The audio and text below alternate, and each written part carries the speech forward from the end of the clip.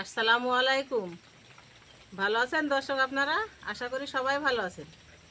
আল্লাহর রহমতে আমিও ভালো আছি। সোনাভানু কিচেন থেকে সবাইকে স্বাগতম। আজ দেখছেন তো এই যে খাসির মাংসলি রান্নাঘরে হাজির হয়ে গেছি। এই মাংসগুলাতে বানাবো আচার, আর এই মাংসটা ঝোল হবে। তো কিভাবে কুটা বসা করতে হবে আপনাদেরকে দেখাবো। আচারের মাংস কেমন করে কুটতে হয়, এই যে মাংস পিস করে নিলাম। এই যে ছোটো ছোটো ছোটো ছোটো করে কুটতে হয়, কুটাবার এই যে ছোটো ছোটো করে পিস পিস করে কুটতে হয়, কুটি আচার বানাইতে হয়। তাই এখানে আপনাদেরকে দেখাচ্ছি। এই যে মাংস আমার অনেক কাটা হয়ে গেছে, এই যে দেখছেন তো, এরকম ছোটো ছোটো ছোটো ছোটো করে কুটতে হয়, ছোটো ছোটো করে কুটি আচার বানাইতে হয়। আচারে রাখবে আদা বাটা, রসুন বাটা, শুকনো মরিচ, সরিষার তেল, তারপরে টক পানি, এসব দিয়ে আচার হবে। আচারটা একটু পরে বানাবো। এই মাংসটা আগে ঝোলের মাংসটা চাপিয়ে দিব। এই হাতের মাংসটা কুটি ঝোলের মাংসটা চাপিয়ে দিব। হাতের মাংসটা কুটলে আমার এই আচারের মাংস কোটা হয়ে যাবে। দেখছেন তো এক থালা হয়ে গেছে, অনেক আচারও অনেকটা হবে। আমার মাংস কোচা সম্পূর্ণ হয়ে গেল। এবার বিসমিল্লাহ, এই যে উনানটা ধরে দিলাম। কড়াইটা গরম হলে সরিষার তেল দেবো কড়াই।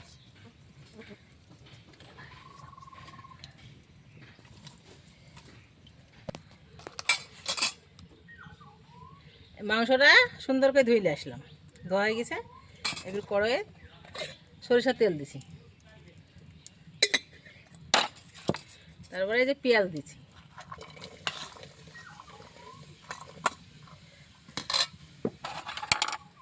কাঁচা ঝাল, রসুন, এগুলো দিলাম।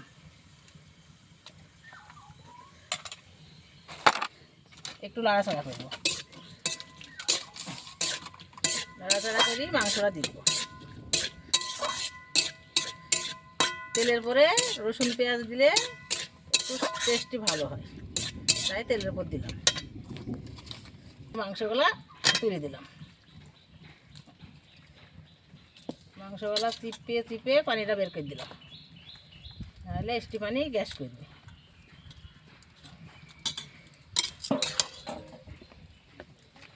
হলুদের গুঁড়ি দেবো, পরিমাণ মতো হলুদের গুঁড়ো। আজকে বাটা ঝাল দেবো, একটু লাল বাটা মুরগি রান্না করবো।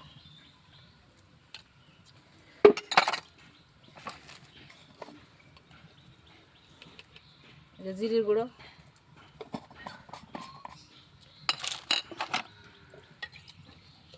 স্বাদ মতো লবণ দিলাম, রসুন পেঁয়াজ কাঁচামরিচ শুকনো মরিচ বাটা, জিরের গুঁড়ো, সরিষার তেল, এইগুলা দিই চাপিয়ে দিলাম। আর মশলা আদা এগুলা বাটা আছে, মাংস ফুটার পর ওগুলো দিয়ে দিব। একটু পানি দিব, দিয়ে মাংসটা কষিয়ে নেব। বিসমিল্লাহ, যেমনটা জ্বলছে এই মাংসটা ঢাকা দিয়ে দিলাম। এই যে ঢাকনাটা আলগা করলাম, এই যে মাংসর পানিটা সুন্দর হয়ে মরে গেছে, একটু তেল তেল আছে। এবার একটু আদা বাটা দিব, একটু মশলা বাটা দিব। আদা বাটা দিছিলাম, আর এই যে এলাচ দারচিনি লং সাদা গোলমরিচ কালো গোলমরিচ এটা দিয়ে দিলাম। আর কিছু দিব না, ঝোল দিব, একটু লাড়াচাড়া করবো, করে রসটা মেরে ঝোল দিব।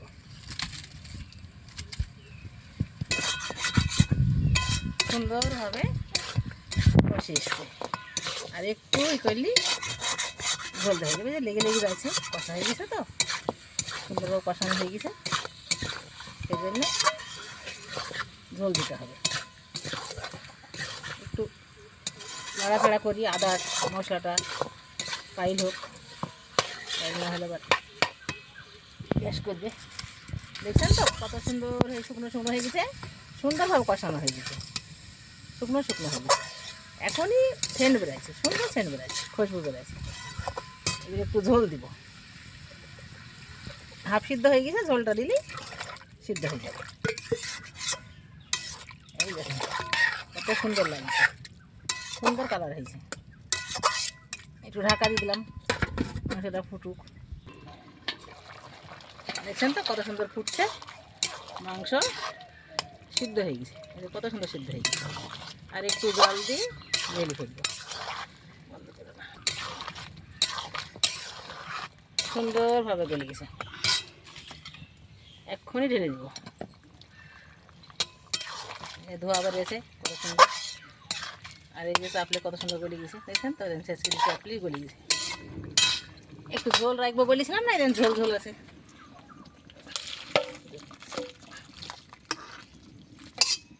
এই যে মাংসটা রান্না হয়ে গেছে, গামলা ঢেলে দিয়েছি, দেখছেন তো এক গামলা হয়ে গেল। সুন্দরভাবে খাওয়া হবে, আত্মীয় এসছে বাড়িতে। আর এই মাংসটা এই রান্না করব, আচার বানাবো।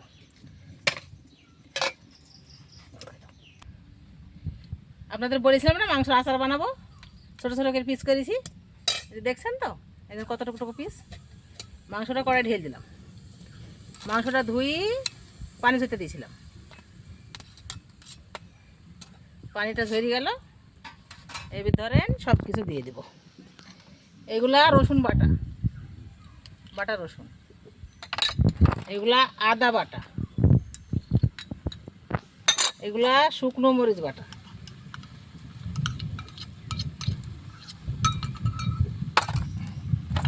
এইগুলা হলুদের গুঁড়ো,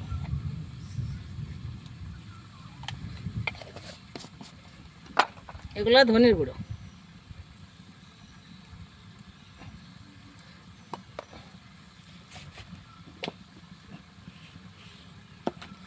এগুলা লবণ। তেলটা দিব না, তেলটা পরে দিই, কষিয়ে নেব। এখন একটু সিদ্ধ করে নেব। এই যে গরম পানি দিলাম,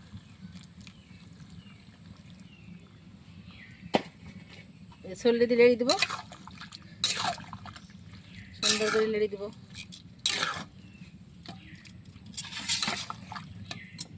কড়াটা বেঁকা হয়েছে, সুন্দর করে লেড়ে চেড়ে ঢাকা দিয়ে দেবো। ঢাকা দেওয়ার পর মাংসটা সিদ্ধ হয়ে যাবে। সিদ্ধ হয়ে যাওয়ার পর কড়াইয়ে তেল দিব। এইভাবে আপনারা আচারটা বানিয়ে খাবেন, আর অনেক দিন 6 মাস পর্যন্ত রাখা যায়, বুঝছেন তো। একটু টক পানি দিতে হয়, টক যদি না দেওয়া হয় কিনতে পাওয়া যায়, সেইগুলো না হলে ভাতে খাওয়া লেবু চিপি দিলেও হয়। আর ভিডিওটা সুন্দরভাবে দেখেন। আপনাদের তো গোটা মাংস, তারপরে কোটা, ধোয়া, কড়াই দেওয়া পর্যন্ত দেখানি হয়ে গেল। এই রান্নাটা শেষ পর্যন্ত আপনারা দেখুন, ভিডিওটা আপনারা দেখতে থাকুন। লাইক, শেয়ার, কমেন্ট করবেন আর সাবস্ক্রাইব করবেন। আপনাদের সহযোগিতায় আমি এগিয়ে যাব। এবার ঢাকা দিয়ে দিব। এই যে ঢাকা দিয়েছিলাম, মাংস আলগা করলাম, দেখছেন তো কত সুন্দর ফুটছে। এই পানিটাই সিদ্ধ হয়ে যাবে, মাংসটা সিদ্ধ হওয়ার পর শুকনো হয়ে যাবে, তখন তেলের উপরে দিই লেড়ে লেড়ে লেড়ে ভাজবো। আর যা যা লাগবে আবার দিব, এখন আপনাদের দেখাবো। এই যে এবার আলগা করে দেখছি পানিটা মরেছে কি, আর একটু হলে মরে যাবে। পানিটা মরা পর তেল দিয়ে আবার কষানো হবে। তারপর ভিনিগার দিব, এই যে এটার নাম ভিনিগার। ভিনিগার যদি থাকে ভিনিগার দিবেন, টক পানি। আর যদি না থাকে এই যে লেবু, লেবু চিপি দিলেও হবে। দেখছেন তো আমাদের গাছের কত বড় বড় লেবু, এই লেবু দিলেও হবে। আমি ভিনিগারই দিব, আবার ঢাকা দিব, পানিটা মরে যাক। ঢাকনাটা আলগা করে ঢেকে রাখলে তাড়াতাড়ি সিদ্ধ হয়। দেখছেন তো এই পানিটা সুন্দরভাবে মরে এসছে, অল্প একটু হালকা রস আছে। এই রসটু লেড়ে চেড়ে মারবে, মেরে শুকনো হওয়ার পর ঢেলে নেবে। ঢেলে নেওয়ার পর তেল দেবো কড়াই, গোটা রসুন, শুকনো লঙ্কা দিয়ে তারপরে মাংসগুলো ঢেলে দেবো। ঢেলে দিই সুন্দর করে লাড়বো। লেড়ে যে ভীম জল, টক জল, ওটা দিব।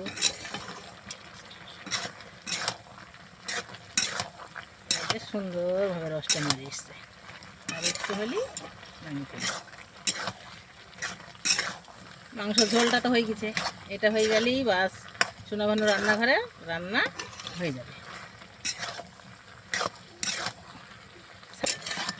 মুরগির মাংস, আপনাদের যেটা ইচ্ছা হবে। যদি পোলট্রির মাংসর আচার বানিয়ে খান তাহলে পানিতে সিদ্ধ করবেন না, ছোটো ছোটো করে কুটে আদা বাটা, রসুন বাটা, ধনের গুঁড়ো, মরিচের গুঁড়ো, লবণ, হলুদ সব দিয়ে লাড়াচাড়া করে শুকনো করে নেবেন। আর মাংস কোটার সময় আবার মনে রাখবেন, ও কথা তো আমার বলাই হয়নি, মাংসতে কোনো চর্বি থাকবে না। চর্বি থাকলে কিন্তু আচারটা সুন্দর হবে না। সলিড মাংস নেবেন, শুধু মাংস, সে ছাগলের হোক আর পোলট্রির হোক কি দেশি মুরগির হোক, সলিড মাংসটা নিয়ে সুন্দর করে কুটে, যদি মুরগির মাংস করেন তাহলে পানি দিবেন না, অল্প করে একটু হাত ধোয়া পানি দিবেন, মশলাপাতি দিয়ে লেড়ি টেড়ে নামিলে তারপরে ভাজা ভাজা করবেন, সুন্দর আচার হয়ে যাবে। আমি তো ছাগলের মাংস করছি, সেই জন্য একটু দেরি হয়েছে, একটু সিদ্ধ করে নিতে হবে। বড়ো ছাগলের মাংস আমার ভাসুরের ছেলে জবাই করেছিল, 2 কেজি নিলাম, নিয়ে আচার আর ঝোল দুটাই করলাম। আমার বাড়িতে আবার আমার ননদ বেড়াতে এসছে, সেই জন্য এই মাংসের আয়োজন, সবাই মিলে খাবো। তাই এই যে পানিটা একবারই মরে এসছে, কিছুক্ষণের মধ্যে ঢেলে ফেলবো, ঢেলে ফেলার পর এখন তেলের মধ্যে লাড়াচাড়া করবো। শুকনো হয়ে গেছে, আর কিচ্ছু রস নাই, এবার নামে ফেলবো, থালগায় ঢেলে দিলাম। বিসমিল্লাহ।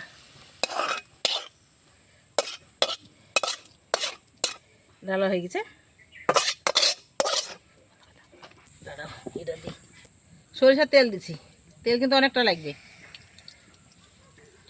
অনেকটা তেল লাগবে। এবার এই যে শুকনো মরিচ, এইগুলা শুকনো মরিচ আর এইগুলা গোটা রসুন, এগুলো একটু দিয়ে দেবো সুন্দরভাবে। রসুন তো অনেকটা তেল লাগবে কিন্তু আচারে, অনেকটা তেল দিয়েছি। একটু লাল হইলে মাংসগুলো ঢেলে দেবো। মশলা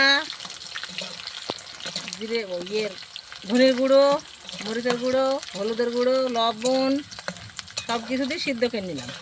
তখন কিন্তু তেল দিইনি, এখন তেল দিয়ে ভাজা হবে মাংসটা। ভেজে বয়মে ভরে রেখে দেবো। বর্ষার দিনে তরকারি রান্না করতে দেরি হইলে এই মাংস আচার দিয়ে খেয়ে ফেলবো। রুটি খাওয়া হবে, পরোটা খাওয়া হবে, যা মনে করবেন তাই খাওয়া যাবে। দেখো তেলটা কি টকবক টক করে ফুটছে, রসুনগুলা মজার মতো লাফাইছে। এক্ষুনি মাংসটা দিয়ে দেবো।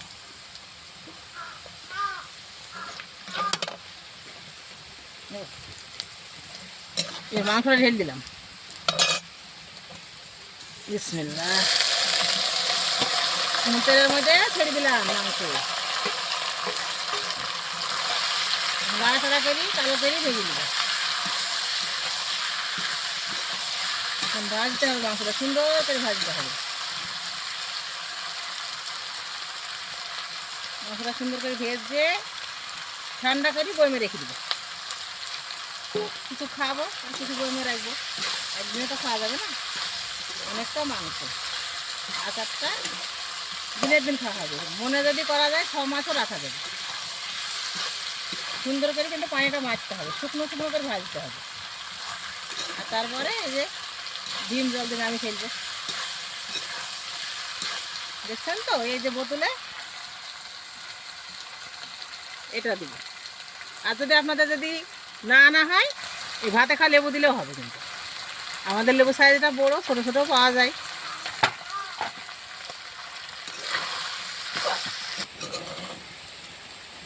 এই যে মাংসগুলা তেলের উপর দিয়ে লেড়ি লেড়ি লাল লাল হয়ে গেছে, আর একটু লাড়বে, তাহলে একটু কালো কালো হয়ে যাবে, যেমন মেটোর রং হয়ে যায় না ওরকম।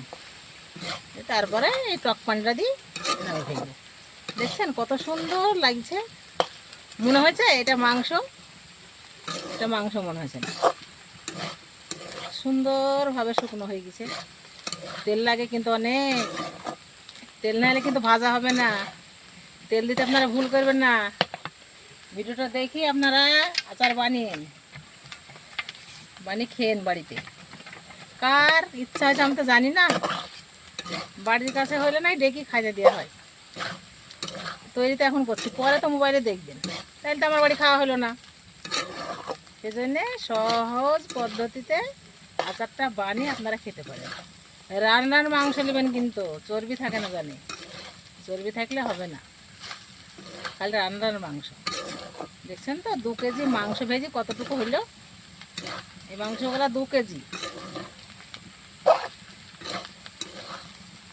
আপনাদের বললাম না টক পানি দিব, তার নাম ভিনিগার, এই যে দিয়ে দিচ্ছি।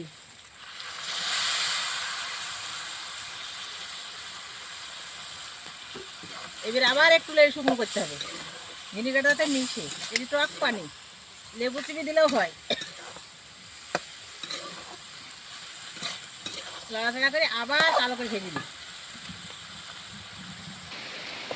দেখছেন তো কত সুন্দর হয়ে গেছে, একবারে কালো কালো হয়ে গেছে ভেজি ভেজি।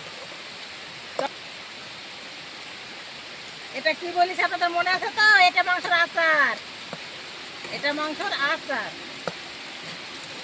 দেখেন হয়ে গেছে, ঢেলে ফেলবো বাটিতে। দেখছেন কত সুন্দর কালো হয়ে গেছে। ভিডিওটা পুরো দেখেন, আপনারা সবাই দেখেন, খুব সহজ পদ্ধতিতে আপনারা তৈরি করে খেতে পারবেন। একটু খরচ বেশি, তেল মশলার অনেক, মাংস ভেজে অল্প হয়, তাই তাছাড়া খেতে খুব সুস্বাদু, খুব সুন্দর।